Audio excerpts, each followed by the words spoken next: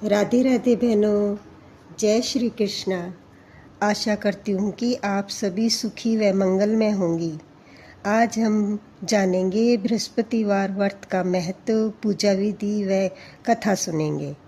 इससे पहले अगर आप चैनल पर नए हैं तो चैनल को सब्सक्राइब करें, ज़्यादा से ज़्यादा शेयर करें, बेल आइकन को प्रेस करें ताकि आने वाली वीडियो की नोटिफिकेशन मिल सके। बहनों, वीडियो अच्छी लगे तो लाइक भी करना और कमेंट करके बताना कि आप किस विषय पर वीडियो सुनना चाहती हैं। चलिए अब बात करते हैं बृहस्पतिवार व्रत के बारे में।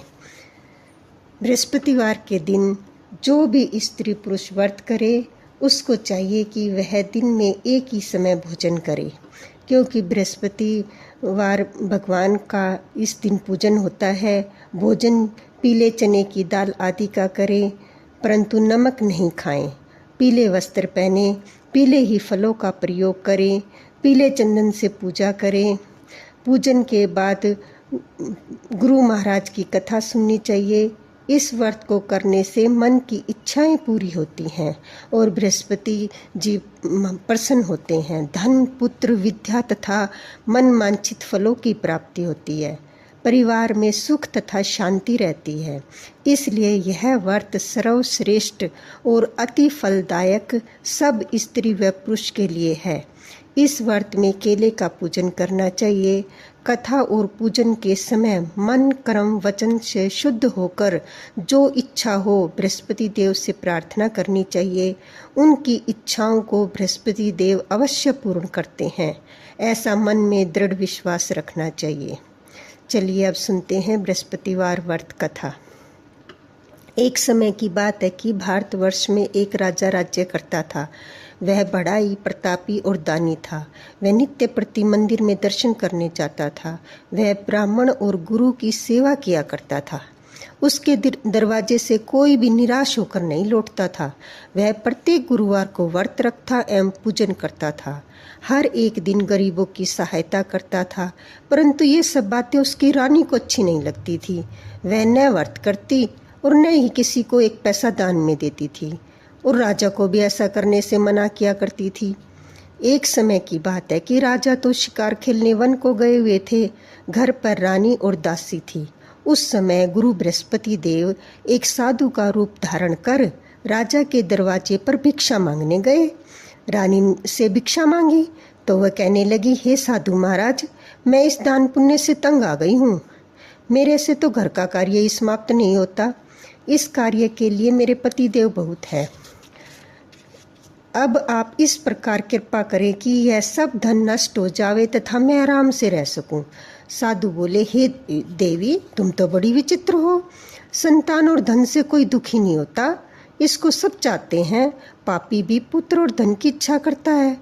अगर आपके पास धन अधिक है तो भूखे मनुष्यों को भोजन करवाओ, प्याऊ लगवाओ, ब्राह्मणों को दान दो, धर्मशाला बनवाओ, कुएं, तालाब, बाग बगीचे आदि का निर्माण कराओ और निर्धन मनुष्य की कुंवारी कन्याओं का विवाह करो।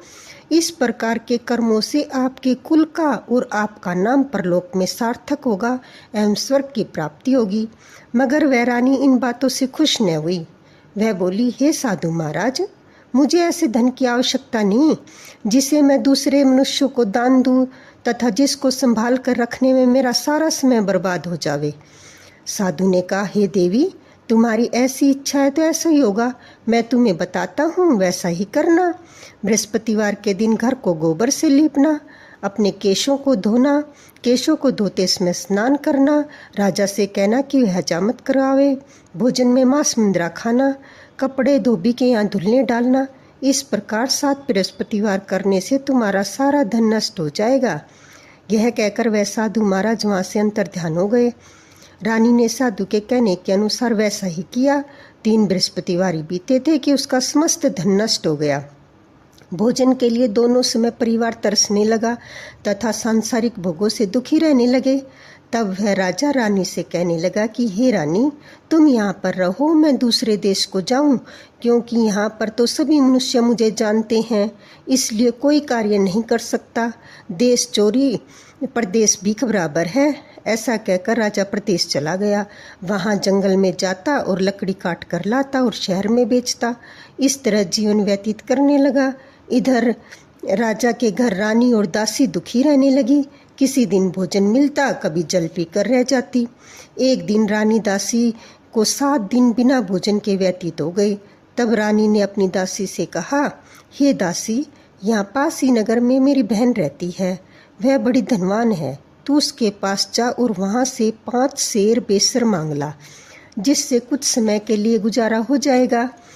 इस प्रकार रानी की आज्ञा मानकर दासी रानी की बहन के पास गई तो रानी की बहन उस समय पूजन कर रही थी, क्योंकि उस रोज बृहस्पतिवार का दिन था। जब दासी ने रानी की बहन को देखा और उससे बोली, हे रानी, मुझे तुम्हारी बहन ने भेजा है, मेरे लिए 5 सेर बेसर दे दो।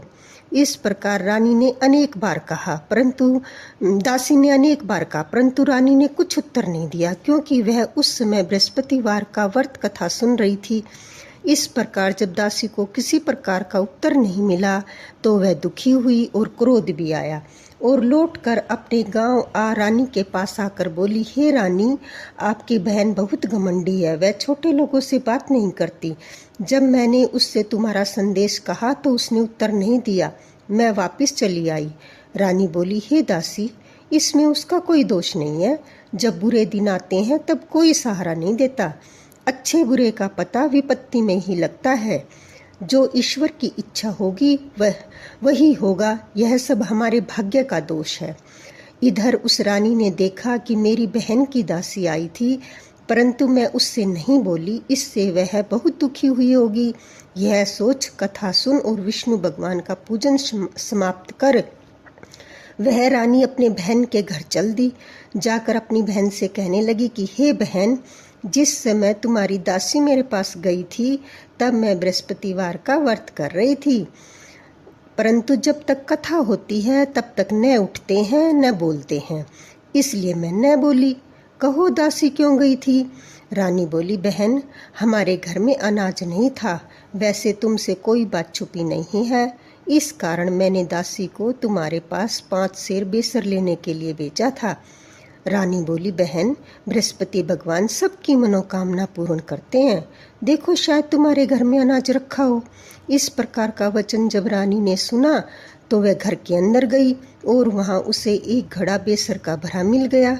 तब तो रानी और बांदी दोनों बहुत खुश हुई और दासी कहने लगी, हे रानी, वैसे हमको जब नहीं मिलता तो हम रोज ही व्रत करते हैं, अगर इससे व्रत की विधि और कथा पूछ ली जाए तो हम भी किया करेंगे। तब उस रानी ने अपनी बहन से पूछा कि हे बहन, बृहस्पतिवार के व्रत की कथा कैसे है तथा यह व्रत कैसे करना चाहिए? रानी की बहन ने कहा कि इस व्रत में चने की दाल मुनक्का से विष्णु भगवान का केले की जड़ में पूजन करें, दीपक जलावें, पीला भोजन करें तथा कहानी सुने। इस प्रकार करने से गुरु भगवान प्रसन्न होते हैं, अन्न पुत्र धन देते हैं, मनोकामना पूर्ण करते हैं। इस प्रकार रानी और दासी दोनों ने निश्चय किया कि बृहस्पति भगवान का पूजन जरूर करेंगे। 7 दिन बाद जब बृहस्पतिवार आया, उन्होंने व्रत रखा।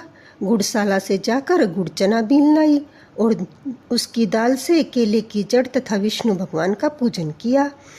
अब भोजन पीला कहाँ से आवे? बेचारी बहुत दुखी हुई। उन्होंने व्रत किया था, इस कारण गुरु भगवान प्रसन्न थे। वे महात्मा के रूप में 2 थालों में सुंदर पीला भोजन लेकर आए और दासी को देकर बोले, हे दासी, यह तुम्हारे और रानी के लिए भोजन है, तुम दोनों करना। दासी भोजन पाकर बहुत प्रसन्न हुई और रानी से बोली, चलो रानी जी, भोजन कर लो। रानी को इस विषय में कुछ पता नहीं था, इसलिए वह दासी से बोली, तू ही भोजन कर, क्यों व्यर्थ में हमारी हंसी उड़ाती है? दासी बोली, एक महात्मा भोजन दे गए हैं। रानी कहने लगी, वह भोजन तेरे लिए दे गए हैं, तू भोजन कर। दासी ने कहा कि वह महात्मा हम दोनों को 2 थालों में भोजन दे गए हैं, इसलिए हम और तुम दोनों ही साथ साथ भोजन करेंगी। इस प्रकार रानी और बांदी ने दोनों ने गुरु भगवान को नमस्कार कर भोजन प्रारंभ किया। अब वह प्रत्येक बृहस्पतिवार को गुरु भगवान का व्रत और विष्णु भगवान का पूजन करने लगी। बृहस्पति भगवान की कृपा से फिर रानी और दासी के पास धन हो गया। रानी फिर उसी प्रकार आलस्य करने लगी। तब दासी बोली, देखो रानी, तुम पहले भी इस प्रकार आलस्य करती थी। तुम्हें धन रखने में कष्ट होता था, इस कारण सभी धन नष्ट हो गया। अब गुरु भगवान की कृपा से धन मिला है तो फिर तुम्हें आलस्य होता है। बड़ी मुसीबतों के बाद हमने यह धन पाया है, इसलिए हमें दान पुण्य करना चाहिए। भूखे मनुष्य को भोजन करवाओ, प्याऊ लगवाओ, ब्राह्मणों को दान दो, कुएं, तालाब, बाग बगीचे आदि का निर्माण कराओ, मंदिर पाठशाला बनवा कर दो, जिससे तुम्हारे कुल का यश बढ़े, स्वर्ग प्राप्त हो और पितृ प्रसन्न होवे। तब रानी ने इस प्रकार के कर्म करने प्रारंभ कर दिए तो काफी यश फैलने लगा। एक दिन रानी और दासी विचार करने लगी, न जाने राजा किस प्रकार से होंगे, उनकी कोई खबर नहीं है। गुरु भगवान से उन्होंने प्रार्थना की। भगवान ने रात्रि में राजा को स्वप्न में कहा, हे राजा, उठ, तेरी रानी तुझको याद करती है, अपने देश को चला जा। राजा प्रातःकाल उठा और विचार करने लगा, स्त्री जाति तो खाने और पहनने की साथी होती है, परंतु भगवान की आज्ञा मानकर वह अपने नगर के लिए चलने को तैयार हुआ। उससे पूर्व जब राजा प्रदेश चला गया था तो प्रदेश में दुखी रहने लगा। प्रतिदिन जंगल में लकड़ी बीन कर लाता और शहर में बेचकर अपने दुखी जीवन को कठिनता से व्यतीत करता था। एक दिन राजा दुखी हो अपनी पुरानी बातों को याद करके रोने लगा। तब उस जंगल में बृहस्पति देव एक साधु के रूप में आए और राजा के पास आकर बोले, हे लकड़हारे, तुम इस सुनसान जंगल में किस चिंता में बैठे हो, मुझको बताओ। यह सुन राजा के नेत्रों में आंसू भर आए और साधु से वंदना कर बोला, हे प्रभु, आप सब कुछ जानने वाले हो। इतना कहकर साधु को अपनी संपूर्ण कहानी सुना दी। महात्मा दयालु होते हैं। वे राजा से बोले, हे राजा, तुम्हारी स्त्री ने बृहस्पति देव का अपराध किया था, जिस कारण तुम्हारी यह दशा हुई है।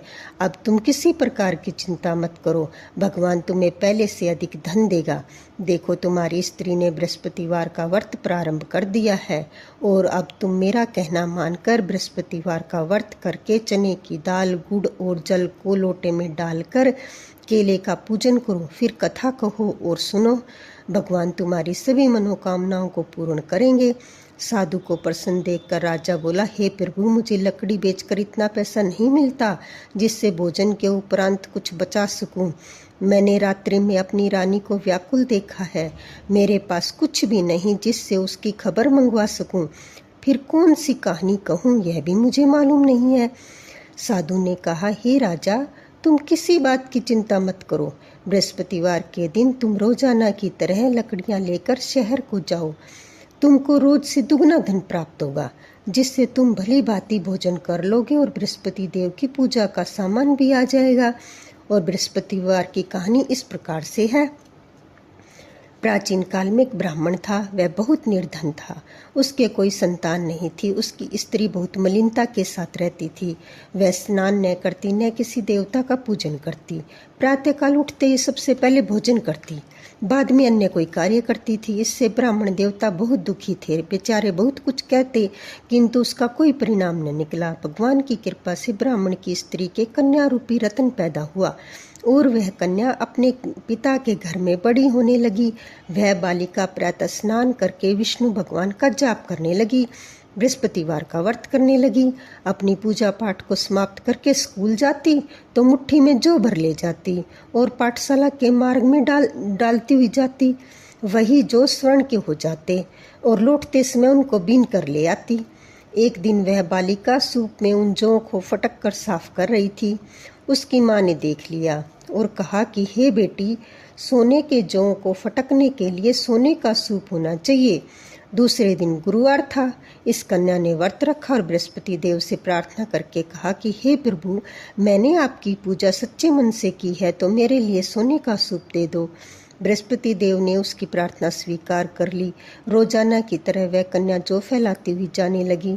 जब लौटकर जौ बीन रही थी तो बृहस्पति देव की कृपा से सोने का सूप मिला।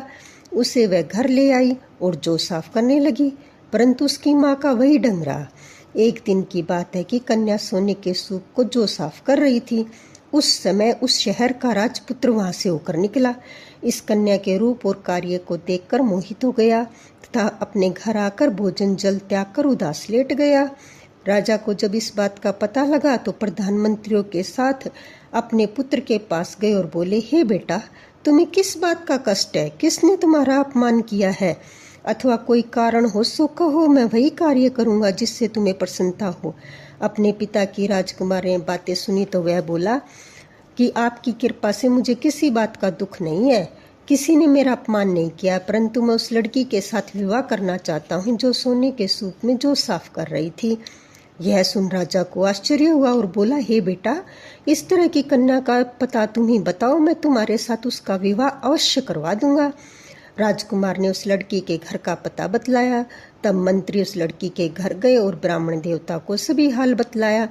ब्राह्मण देवता राजकुमार के साथ अपनी कन्या का विवाह करने के लिए तैयार हो गए तथा विधि विधान के अनुसार ब्राह्मण की कन्या का विवाह राजकुमार के साथ संपन्न हो गया। कन्या के घर से जाते ही पहले की भांति उस ब्राह्मण देवता के घर में गरीबी का निवास हो गया। अब भोजन के लिए अन्न भी बड़ी मुश्किल से मिलता था। एक दिन दुखी होकर ब्राह्मण देवता अपनी पुत्री के घर गए। बेटी ने पिता की दुखी अवस्था को देखा और माँ का हाल पूछा। तब ब्राह्मण ने सभी हाल का कन्या ने बहुत सा धन देकर अपने पिता को विदा कर दिया। इस तरह कुछ समय सुखपूर्वक व्यतीत हो गया। कुछ दिन बाद फिर वही हाल हो गया। ब्राह्मण फिर अपनी कन्या के यहाँ गया सभी हाल का। तो लड़की बोली, हे पिताजी, आप माताजी को यहाँ ले आओ, मैं विधि बता दूंगी जिससे गरीबी दूर हो जाए। वह ब्राह्मण देवता अपनी स्त्री को साथ लेकर अपनी पुत्री के यहाँ पहुंचा तो वह अपनी माँ को समझाने लगी, हे माँ, तुम प्रातःकाल उठकर स्नान आदि करके विष्णु भगवान का पूजन किया करो तो सब दरिद्रता दूर हो जाएगी। परंतु उसकी माँ ने एक भी बात नहीं मानी और प्रातःकाल उठकर अपनी पुत्री के बच्चों का जूठन खा लेती थी। एक दिन उसकी पुत्री को बहुत गुस्सा आया और एक रात कोठड़ी से सभी सामान निकाल लिया और अपनी माँ को उसमें बंद कर दिया। प्रातःकाल उसमें से निकाला था, स्नान आदि करा के पाठ करवाया तो माँ की बुद्धि ठीक हो गई और वह फिर प्रत्येक बृहस्पतिवार को व्रत करने लगी।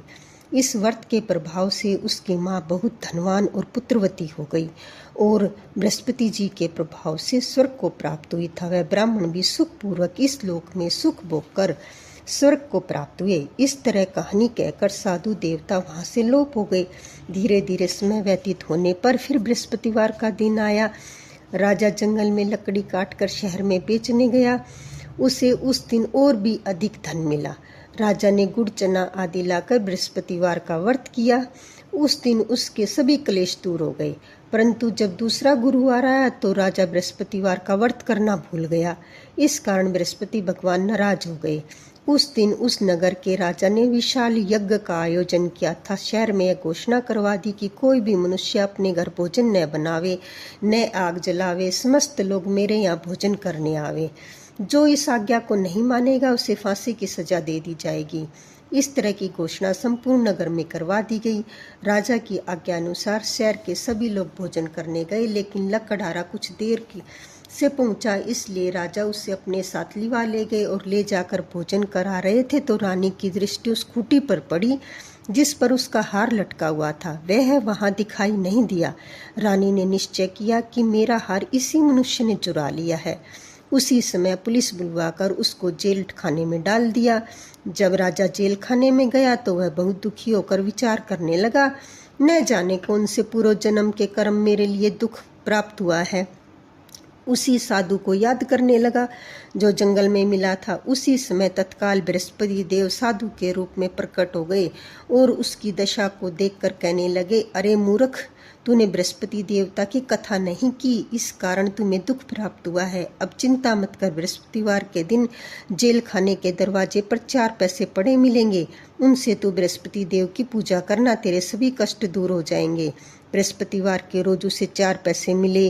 राजा ने कथा कही। उसी रात्रि बृहस्पति देव ने नगर के राजा को सौपन में कहा कि हे राजा, तुमने जिस आदमी को जेल खाने में बंद कर दिया है वह निर्दोष है, वह राजा है, उसे छोड़ देना। रानी का हार उसी खूंटी पर लटका हुआ है। अगर तू ऐसा नहीं करेगा तो मैं तेरे राज्य को नष्ट कर दूंगा। इस तरह रात्रि सौपन को देख जब राजा प्रातःकाल उठा और खूंटी पर हार टंगा देखकर लकड़हारे को बुलाकर क्षमा मांगी, राजा को योग्य सुंदर वस्त्र आभूषण देकर विदा किया। गुरुदेव की आज्ञा अनुसार राजा अपने नगर को चल दिया। राजा जब नगर के निकट पहुंचा तो उसे बड़ा ही आश्चर्य हुआ। नगर में पहले से अधिक कुएं, तालाब, बाग बगीचे आदि बने हुए थे। राजा ने पूछा कि यह सब किसके हैं? तब नगर के सब लोग कहने लगे, यह सब रानी और बांदी के हैं। तो राजा को आश्चर्य हुआ और गुस्सा भी आया। तब रानी ने यह खबर सुनी कि राजा आ रहे हैं तो उसने बांदी से कहा कि हे दासी, देख राजा हमको कितनी बुरी हालत में छोड़ गए थे। वह हमारी ऐसी हालत देखकर लौट न जाएं, इसलिए तू दरवाजे पर खड़ी हो जा। आज्ञा अनुसार दासी दरवाजे पर खड़ी हो गई और राजा आए तो उसे अपने साथ ले आई। तब राजा ने क्रोध करके अपनी तलवार निकाली और पूछने लगे, बताओ यह धन तुम्हें कैसे प्राप्त हुआ है? तब उन्होंने कहा कि हमें यह धन बृहस्पति देव के व्रत के प्रभाव से प्राप्त हुआ है। राजा ने निश्चय किया कि 7 रोज बाद तो सभी बृहस्पति देव का पूजन करते हैं, परंतु मैं रोजाना दिन में 3 बार कहानी कहा करूंगा और रोज व्रत किया करूंगा। अब हर समय राजा के दुपट्टे में चने की दाल बंधी रहती था, दिन में 3 बार कहानी कहता। एक रोज राजा ने विचार किया, चलो अपनी बहन के यहाँ हो आवें।